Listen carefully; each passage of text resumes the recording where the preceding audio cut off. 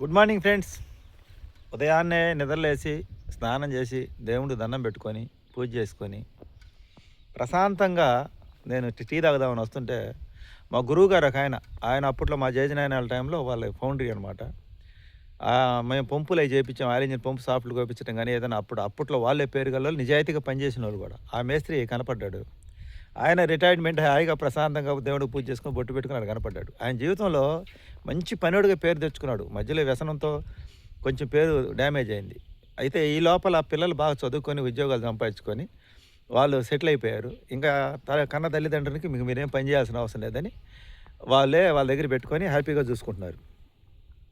ఆయన ఈరోజు కలిశాడు, నాతో మాట్లాడాడు. తమ్ముడు బాగుండావా, నేను ఈ మధ్య 7 సంవత్సరాల ఊర్లో లేను, మళ్ళీ ఊర్లోకి వచ్చాను, మా పిల్లలు ఉద్యోగరీత్యా వేరే సట్ అక్కడికి వెళ్ళాము అని అన్నాడు. చాలా నిర్మలంగా ప్రశాంతంగా ఉన్నాడు, నిర్మలంగా ప్రశాంతంగా కనపడ్డాడు. నేను చెప్పాను, మేస్త్రి హాయిగా హ్యాపీగా ఉండవు మేస్త్రి, ఇప్పుడు నిన్ను చూస్తే నాకు చాలా సంతోషంగా ఉంది అన్నాడు. నిన్ను కూడా చూస్తే సంతోషంగా ఉంది తమ్ముడు, మనం అంతా పాత వాళ్ళం కదా, ఎన్నో కష్టాలు పడ్డాం, ఎన్నో ఏదలు పడ్డాం, ఎన్నో బాధలు పడ్డాం. భగవంతుడు ఈ వయసుకు వచ్చిన తర్వాత ఇక్కడి నుంచి ప్రశాంతంగా జీవించాలనుకొని నేను కూడా అన్నీ మానుకొని ప్రశాంతంగా ఉంటున్నా తమ్ముడు అన్నాడు. చాలా సంతోషం మేస్త్రి అని చెప్పాను. అంతా ఆప్యాయతగా పలకరించాడు. ఆయన మాకు వాస్తవంగా చెప్పాలంటే మా గురు సమానులే, అంటే వాళ్ళంతా సీనియర్లు, మా బాబాయిలతో పాటు పనులు చేసిన వాళ్ళు అనమాట. అప్పట్లో మేము ఈ ఆయిల్ ఇంజిన్ వర్క్లు ఇవన్నీ బాగా హార్డ్ వర్క్ చేసిన వాళ్ళమే. ఏం సాధించాం అంటే ఎవరు ఎంత సాధించినా ఇక్కడ ఏం తీసుకుపోయేదే ఉండదు, ఇక్కడ వదిలిపెట్టిపోవాల్సిందే. ఇప్పుడు ఈ పొలాలన్నీ ఉన్నాయి, వీళ్ళు పొలాలేం ఊరక పెట్టుకోలేరుగా. చూడండి, పొలాలు వేసారు, ఎండ కాస్తుంది, ఇప్పుడు నీళ్ళు కట్టడానికి పైపులు పరిచారు, ఎంతో కష్టపడతారు, ఎంతో చేస్తారు. ఈ ఆస్తులు ఉండయని పేరే కానీ వాస్తవానికి ప్రశాంతంగా ఎవరూ జీవించలేరు. ప్రశాంతత కావాలనేది అది మనం తెచ్చుకుంటే వస్తుంది. ఆస్తుల వల్ల, లేకపోతే అంతస్తుల వల్లలో, లేకపోతే భోగభాగ్యాలతో కూడిన జీవితం ఏది కోరుకున్నా కూడా అన్నీ కూడా ప్రశాంతత మనకు లభించదు. అయితే మనిషిగా కష్టపడాలి, కష్టపడు, ఫలితం వచ్చినా రాకపోయినా అది నీ ధర్మం. కానీ ఏ వయసు వరకు కష్టపడతావు, ఒక వయసు వరకు కష్టపడు. ఇంకా శాశ్వతమైన జీవితం శాశ్వతమైన ఇంకా ఇంకా ఇంకా ఇంకా కష్టపడితే ఇక నీ జీవితానికి అర్థమే ఉండదు. ఒక వయసు వరకు కష్టపడాలి, ఆ వయసు వచ్చిన తర్వాత ఇంక అక్కడి నుంచి ప్రశాంతమైన జీవితాన్ని మనం అనుభవించాలి. జీవితం 2 భాగాలు ఉంటుంది. మొదటి భాగం అంతా వయసులో ఉంటాం, కష్టపడతాం, కోరికలు, భార్య, పిల్లల చదువులు, అవి ఇవి అని ఇన్ని కష్టపడ్డావు, నువ్వు అనుకున్న ఫలితం నీకు దక్కల. అయితే ఏందంట, దక్కలేదు. ఇప్పుడు ఏముంది, పిల్లలకి పెళ్ళి చేసావు, సెట్ కాలేదు, కొడుకు ఉద్యోగం వచ్చింది, పెళ్లి కాలేదు, అంతే కదా.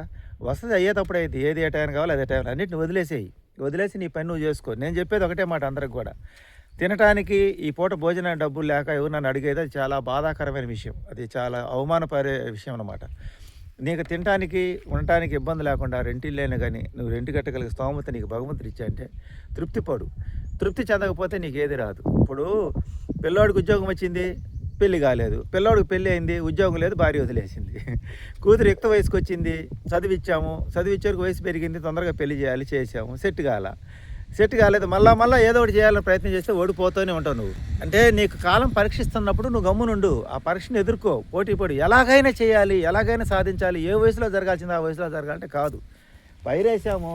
పైరేయటం వరకు రైతు బాధ్యత. ఎండిపోతుంది, ఎక్కడ చెరువులో నీళ్ళుంటే పైపులు వేసి పెడతాడు, ఆ చెరువులో కూడా నీళ్ళు లేకపోతే ఏం చేస్తాడు. మనం కష్టపడటమే, మనం అదంతా కూడా కాలం మీద ఆధారపడి ఉంటుంది.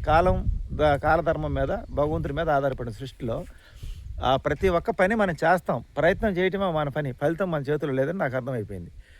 బాగా ఆస్తులు సంపాదించుకుంటే ప్రశాంతంగా ఉంటాడా? నిజంగా చెప్పండి, ఎవరైనా చెప్పండి. గుండెలు మీద చేసుకొని నువ్వు ఒక అపార్ట్మెంట్ కడతావు, ఆ రెంట్కి ఇస్తావు, ఆ రెంట్ టయానికి వస్తున్నాయా లేదా, దాని మీద బ్యాంకుకి తెచ్చిన లోన్ కట్టాలి, రిస్కే.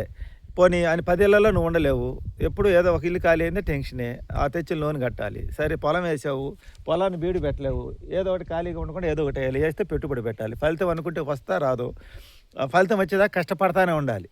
వచ్చినా రాకపోయినా కష్టపడాలి, ఆ ఫలితం చేతికి వచ్చినా లేకపోయినా. ఇప్పుడు కంది బాగా పూత మీద ఉంది మా ప్రాంతంలో, ఇప్పుడు వాన లేదు, మరి పంట పండిద్దా లేదో కూడా రైతుకు తెలియదు. కానీ రైతు అయితే వ్యవసాయాన్ని ఆపడు, చేస్తూనే ఉంటాడు, ఎందుకంటే అతని ధర్మం. కాకపోతే నేనేందంటానంటే ప్రతి ఒక్కదాన్ని ఆశ పెట్టుకుంటే మనకి ఏది రాదు, మన ప్రయత్నం మాత్రమే చేయాలి. ఆశ నిరాశల పోరాటం అన్నట్టు ఉంటుంది. అలాగే పిల్లల్ని పెంచాము, పెద్ద చేసాము, వాళ్ళ భవిష్యత్తు బాగాలేనప్పుడు మనం ఏం చేయగలం? కొన్ని మాత్రమే మన చేతిలో ఉంటాయి, అన్నీ మన చేతిలో ఉండవు. మన చేతిలో ఉన్న వాటినే మనం చేయగలం, మన చేతిలో లేని మనం ఏం చేయలేం. ఇప్పుడు నువ్వు బాగా పని చేస్తున్నావు, బాగా సంపాదన వస్తుంది, సంపాదన వచ్చే టైంలో షాప్ ఖాళీ చేయమన్నారు, అది నీ చేతులు లేదు, చెయ్యాలి. నీ చేతిలో విద్య ఉంది, అన్నీ ఉన్నాయి, కానీ నీకు షాప్ ఒకటి ఖాళీ చేయ, మళ్ళీ షాప్ దొరికేదా ఓపిక పెట్టు. మాత్రంగా కావాలంటే తలకాయ నొప్పి వస్తుంది. కొన్ని రోజులు ప్రశాంతంగా ఉండు. పోనీ నీకు వేరే వాళ్ళు పోటీ పడ్డారు, వాళ్ళు తక్కువ రేటు చేస్తారు, నీ కస్టమర్లు అందరూ పక్కకి వెళ్ళిపోతారు. బాధపడగా ఓపిక పట్టు, ఇంకొక దారి చూసుకో. ఈ దారులన్నీ చూసుకో పోరాడు. కానీ జీవితంలో పోరాడే కొంది నీకు సవాలు వస్తూనే ఉంటుంది. వదిలేసి పక్కన కూర్చో, నీకు అవసరమైన వాళ్ళు నిన్ను గుర్తిస్తారు. అప్పుడు నిన్ను గుర్తించేదాకా నువ్వు ఓపిక పట్టు. ఏదైనా అంతే, నీ దాకా వచ్చేదాకా కూడా నువ్వు, నీకు కలిసి వచ్చే టైం వచ్చినప్పుడు నడిచి వచ్చి కొడుకు పుడతాడనే సామెత ఒకటి ఉంది కదా, అలాగే నీకు అవకాశం లేనప్పుడు నువ్వు ఎంత ప్రయత్నం చేసినా వ్యర్థమే. ఇప్పుడు ఈ కలగట్ల రోడ్డు ఉంది, ఇప్పుడు ట్రాఫిక్ గడికి బండ్లు వెళ్తాయి. నేను ఈ రోడ్డు దాదాపు 15 సంవత్సరాల నుంచి వస్తున్నాను ఈ రూట్కి, ఎందుకంటే కొంచెం ప్రశాంతంగా ఉంటుంది. అప్పుడంతా మెటల్ రోడ్డు, ఎవరు వచ్చేవాళ్ళు ఇది దారిన. ఆ రోడ్డు అంతా మెటల్ రోడ్డు, ఎవరు పోతారనేవాళ్ళు. ఇప్పుడు ఈ రోడ్డు తారు రోడ్డు వేశారు, ఒక రైల్వే స్టేషన్ వచ్చింది, ఒక ఎక్స్ప్రెస్ హైవే వచ్చింది. ఈ పొలాల్లో కానీ ఈ ఊరు ప్రాంతం వాళ్ళు కానీ ఎవరు ఎక్స్పెక్ట్ చేయలే. ఇప్పుడు ఇదంతా బంగారం అయింది, అందరి దృష్టి ఇటే. ఇటు చూడు, పొలాలు ఉన్న వాళ్ళు ఇప్పుడు కోటీశ్వరులు అయిపోయారు. ఇంకా ట్రాఫిక్ చూస్తే ఇంకా గడికి బండ్లు ఈ చుట్టుపక్కల పల్లెటూరులో పోవడానికి మొత్తం ఈ తారు రోడ్డు అయితే ఎప్పుడు వేశారో అటు నుంచి పోయేవాళ్ళు ఇటు నుంచి వెళ్ళిపోతున్నారు అనమాట. అలాగే ఒక టైం అనేది ప్రతి ఒక్క మనిషికి వస్తుంది. అది వచ్చేదాకా మనం ఎంత ప్రయత్నం చేసినా వ్యర్థమే. నేనేమంటానంటే పని చేయండి, కానీ ఆశ పెట్టుకోవద్దు. కష్టపడండి, కానీ రాలేదని బాధపడద్దు. పిల్లల్ని కనండి, వాళ్ళ భవిష్యత్తు బాగాలేదని బాధపడద్దు. ఒక్కొక్క టైంలో అవకాశాలు వస్తుంటాయి. ఆ సమయానికే పెళ్ళిళ్ళు చేయలేకపోయాము, టయానికి ఉద్యోగం రాలేదని ఒత్తిడి పెంచకాకండి. మీకు వచ్చే సమస్య అంతా కూడా పోయి నలుగురిలో కూర్చొని మాట్లాడటం వల్ల, బంధువుల దగ్గరికి పోయి బాధలు చెప్పుకోవటం వల్ల, మీ బాధలు ఎవరితో చెప్పకాకండి, భగవంతుడు చెప్పండి. ప్రశాంతంగా ఉండండి, నిర్మలంగా ఉండండి, మీకు ఏది రావాలి అది వస్తుంది. నేను ఇంతకుముందు నా షాప్ ఖాళీ చేయమన్నప్పుడు వాళ్ళు బతిలాడుకునేవాడిని వాళ్ళని, అబ్బా అని. ఈసారి నేను బతిలాడుకోవాలి, ఖాళీ చేసా, ప్రశాంతంగా ఉంది మైండ్. మన అవసరం వాళ్ళకి లేనప్పుడు ఇంక మనం ఆ పని చేయడం అనవసరం. అంటే ఇన్ని సంవత్సరాలు ఉన్నామని ఆలోచన వాళ్ళకి లేదు, ఇన్ని సంవత్సరాల నుంచి పని చేస్తున్నానని చెప్పి మన కస్టమర్కి లేదు. అంటప్పుడు మనం ఎందుకు ఉండాలి అక్కడ? నేను ఫైనల్గా ఒకటే చెప్పదలుచుకున్నా, ఇక్కడ ఏది శాశ్వతం కాదు. మా తాతలు లేరు, ముత్తాతలు లేరు, అందరూ ఈ గడ్డ మీద నుంచి ఈ భూమి మీదకి వచ్చి వెళ్ళిపోయిన వాళ్ళే. వాళ్ళందరూ కూడా నాది అనుకున్న వాళ్ళే. పెద్ద పేరు ప్రఖ్యాతలు కాంచిన వాళ్ళు కాంచి సాధారణ కూలి పని చేసుకునే వాళ్ళ దాకా ఎవ్వరు ఇక్కడ లేరు. మనం కూడా ఎంతకాలం ఉంటాం? కొంతకాలం ఇక్కడ ఉంటాం. ఆ కొంతకాలానికి ఎందుకు మనం ఇంత బాధపడతాం? నేను ఒకటే చెప్పగలను, తిండికి లేకపోతే బాధపడు, కట్టుకోవడానికి గుడ్డ లేకపోతే బాధపడు, ఉండడానికి ఇల్లు లేకపోతే బాధపడు. ఇవి 3 భగవంతుడు ఇచ్చినప్పుడు తృప్తిపడు. నీకు ఏదో ఒక విధంగా జరుగుతున్నప్పుడు, కాకపోతే బిర్యానీ తినేవాడు పచ్చడితో తినవయా, లేకపోతే మజ్జిగ వేసుకుని నీకు ఆరోగ్యంగా ఉంటావు, ఇంకా ప్రశాంతంగా ఉంటావు. నీకు ఎక్కువ సంపాదన వచ్చి అన్ని కోరికలతో అన్ని ఫుడ్లు తిని ఏ అనవసరమైనటువంటి వ్యామోహాల్లో పోయి ఏ గొడవలు ఇరుక్కొని ఇది 2-3 సెటప్లు పెట్టుకొని ముందు పెట్టుకునేటప్పుడు బాగానే ఉంటుంది, తర్వాత ఇంట్లో గొడవ, బయట గొడవ, ఈ గొడవలన్నీ పడి సమాజంలో గౌరవ మర్యాదలు కోల్పోయి ఇవన్నీ అవసరమా? మనకి భగవంతుడు ఏది ఇస్తే దాన్ని సిద్ధంగా స్వీకరించడానికి ఇష్టపడండి. నేను ఒకటే చెప్పగలనండి, తినడానికి తిండి ఉంది, కట్టుకోవడానికి బట్ట ఉంది, ఉండటానికి ఇల్లు ఉంది, ఏదో జరిగిపోతుంది, ఇంకా చాలు. భగవంతుడికి కృతజ్ఞత చెప్పుకో, థ్యాంక్స్ చెప్పుకో. ఎవ్వరూ ఇక్కడ నెత్తిని పెట్టుకొని తీసుకుపోయేదే లేదు. ఆస్తి ఉన్నోడు సంతోషంగా ఉన్నట్టు చరిత్ర మనకు అర్థమైంది లేదు, ఆస్తి లేనోడు బాధపడినట్టు దాఖలాలు లేవు. మనం తృప్తి పట్టడంలోనే ఉంది అంతా కూడా. తృప్తి చెందకపోతే మన జీవితమే వ్యర్థమైపోతుంది. మనం ఎందుకు వచ్చామో అర్థం చేసుకోండి. ఒక వయసు దాకా కష్టపడండి. అంటే నేను కష్టపడకుండా సోమరిపోతులుగా ఉండమని, ఒక 50 సంవత్సరాల దాకా కష్టపడండి.